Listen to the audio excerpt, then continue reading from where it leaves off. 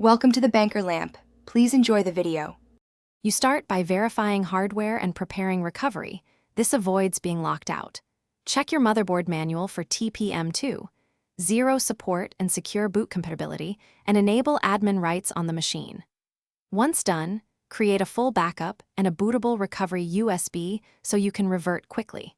Make sure to note current UEFI settings and disable fast boot only if it blocks UEFI access. These actions reduce risk and set the stage for safe firmware changes. You now enter UEFI to activate TPM and set Secure Boot. Restart and press the motherboard hotkey. Once inside, find the Security or Advanced tab to locate TPM settings labeled TPM, PTT, or FTPM. Enable it and confirm the firmware reports version 2.0.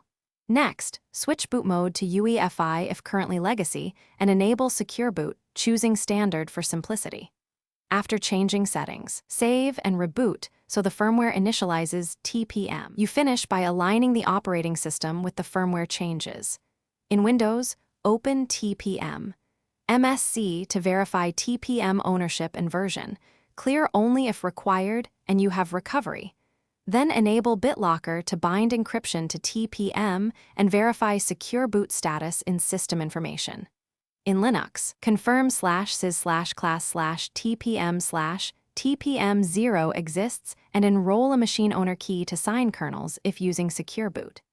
If the system won't boot, restore your recovery drive, reset UEFI to defaults, or temporarily disable Secure Boot to troubleshoot.